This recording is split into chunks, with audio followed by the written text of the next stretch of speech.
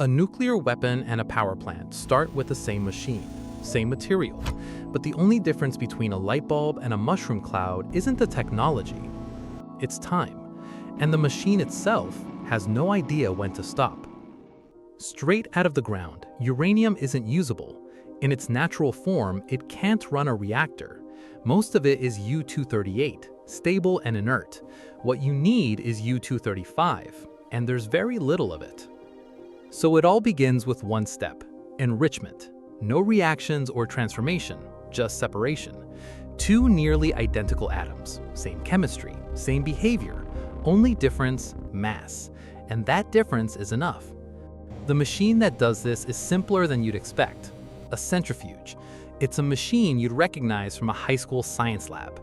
A cylinder spinning at extreme speed, gas inside, pressure controlled. The lighter U-235 separates from the heavier U-238. That's the process. But one pass doesn't do much, so you repeat it again and again. Centrifuges connected in long chains, each one increasing the concentration slightly. Individually, they barely matter. Together, they change everything. And here's where it becomes uncomfortable. Nothing dramatic happens at any single point. It just keeps going, quietly, continuously. What comes out the other end depends on one variable: time. How long you let it run. Stop early, you get low enriched uranium. Let it continue, the concentration climbs. And nothing inside the machine recognizes when that shift becomes dangerous. It doesn't pause or resist, it just follows the process. So the boundary isn't inside the machine. It exists somewhere else. At around 3 to 5% U-235, uranium becomes usable as reactor fuel, stable enough, capable of producing energy without spiraling out. This is where nuclear power operates. This is what feeds into the grid, including potentially the electricity you're using right now. But the process doesn't end there. Keep going, and the same material keeps changing. At around 90%, you're no longer dealing with fuel. You're dealing with weapons-grade material. Most people assume the distance between fuel and a weapon is a massive separate journey. It isn't. By the time you've reached reactor fuel, you're already 3/4 home. The jump from energy to weapon isn't the second mountain to climb. It's a short sprint at the end of a long race. They're two outcomes on the same path. That gap is what the entire global nuclear order is built around controlling. Not removing the process or redesigning the technology, just deciding where it stops. Because on one side of that line is energy. On the other is what was demonstrated in Hiroshima. Not as history, as proof, a reference point for what exists at the far end of the same process. Nothing in the machine prevents that outcome. The only thing that does is a decision. The line exists, but control doesn't sit where most people think it does. Even after enrichment, uranium still isn't ready to use, not in most reactors. At this stage, it's a gas, difficult to handle. It has to be converted again into solid fuel. Small ceramic pellets, packed into metal rods engineered to exact specifications. Only then does it become something a reactor can run on. So this isn't a single step, it's a chain. Enrichment first, then fabrication. Only then usable fuel. Two separate stages, two different infrastructures, and both are concentrated. A limited number of countries control large-scale enrichment. A slightly broader but still small group handles fuel fabrication. Very few control both, which means most countries running nuclear reactors don't actually control their own fuel. They rely on this chain. And the scale of that reliance is easy to miss. There are over 400 nuclear reactors operating globally. Most of them depend in some way on external suppliers for at least one step in that chain. That's not redundancy, that's shared dependency. Think of it like a city with water everywhere, pipes, taps, storage, but only a few treatment plants upstream. As long as those plants run, everything feels stable. The moment one slows down, pressure drops across the city. Not instantly, but enough to be felt. This is where the system reveals itself. A supplier reorders priorities or tightens access just slightly. Reactors keep running, but margins shrink, stockpiles start to matter, and something that looked like stable infrastructure starts behaving like leverage. This is a choke point chain, where control doesn't sit at the edges, but at a few critical links. And when control concentrates like that, pressure isn't an exception, it becomes part of the design. So what keeps that pressure from turning into escalation? Not the machines. They follow the same process no matter what direction it moves in. Control sits outside the process, in agreements, frameworks built around visibility, declarations, inspections, access. At the center of that structure is the International Atomic Energy Agency. It doesn't operate centrifuges, it doesn't regulate output in real time, it observes. Facilities are declared, monitoring systems are installed, inspections are scheduled, material is tracked, and inventories logged.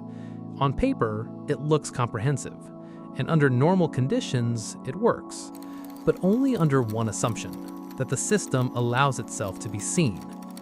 Because this isn't enforcement, there is no mechanism that reaches into the process and forces it to stop, no external control that caps enrichment.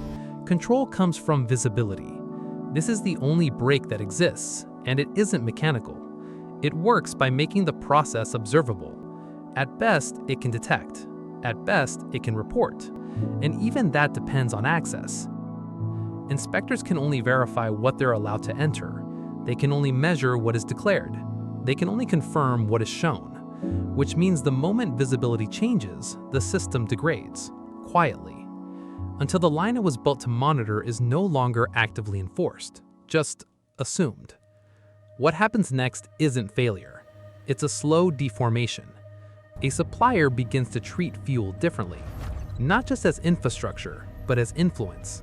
Planning shifts from supply to risk. Nothing breaks immediately. It still functions, but now it's under pressure. Then the second shift. The line itself starts to move. Enrichment levels rise, slowly. Not to weapons grade, but higher than expected, or agreed. Monitoring becomes inconsistent. Inspections are delayed. Some data stops flowing. From the outside, it looks ambiguous, but from inside, the signal is clear. The line is being tested. The response follows the same pattern. Reports, warnings, diplomatic pressure. But the process doesn't respond to any of that. It continues. Then the third. The line is crossed, not gradually or interpretively, but decisively. And at that point, reversal isn't part of the system anymore. There's no automatic rollback or correction built in. It doesn't resist, it recalibrates. What was once monitored as approaching the line is now monitored as beyond it, and everything continues just under a different classification. It isn't preventing escalation anymore, it's just tracking it. This has happened, more than once. But what if the threat a nuclear power plant faces was something it was never designed for? That scenario isn't misuse or gradual escalation, but direct force. Nuclear facilities were built to handle internal failure, containment structures, layers designed around accidents, not attacks. And yet, this is no longer fiction. In recent years, nuclear facilities have been directly targeted in active conflict zones, real sites, active reactors, because from a strategic perspective, these aren't just power sources, they're pressure points. Disable them, and you don't just interrupt energy, you risk turning a power plant into a contamination attack, and we already know what that looks like. Chernobyl was not an attack, just a system pushed beyond its limits. The release was not contained to one country. The contamination drifted across borders, ignoring every map, and that was without anyone trying. Now remove the assumption of accident. Same infrastructure, same material inside, but this time, deliberate. This isn't the line being crossed. This is the structure itself being targeted. And the structure built around agreements, inspections, and trust was never designed for that. But surely, like all other critical systems in the world, there must be redundancy, right?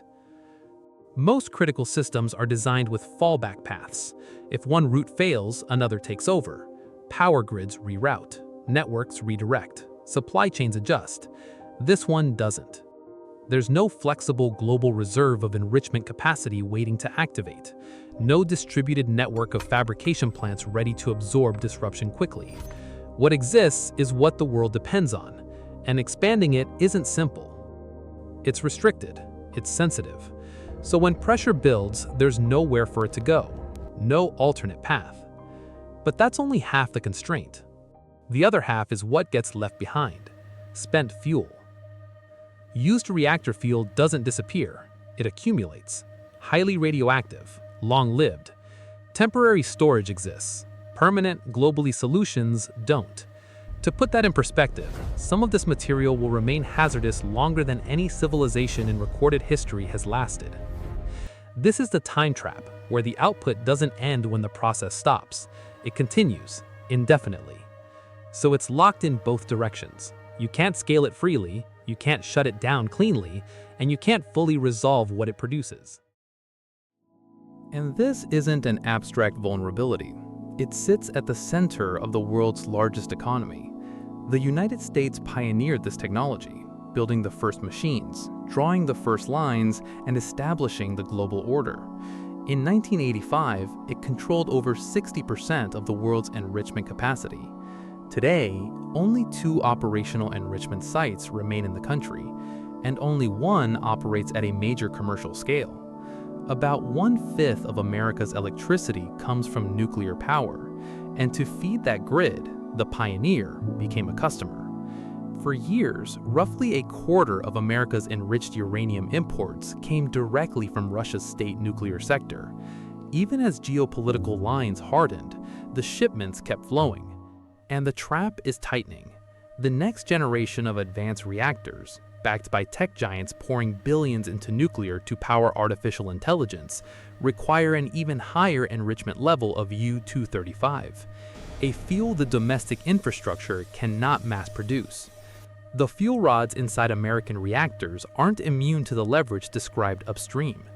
When a choke point tightens, the pressure isn't just felt in a conflict zone, it's felt in the American socket, proving that even the architect of the system can become a prisoner of the process. One process, 2 destinations. A line held not by engineering, but by restraint. We've seen what exists on either side, once by intention in Hiroshima, once by failure in Chernobyl. 2 different paths, same underlying system. And the order built to manage it is still there, still watching. But it was never designed for a world where the line is bent, then ignored, then crossed. The system doesn't fail when the line is crossed. It fails when crossing becomes normal.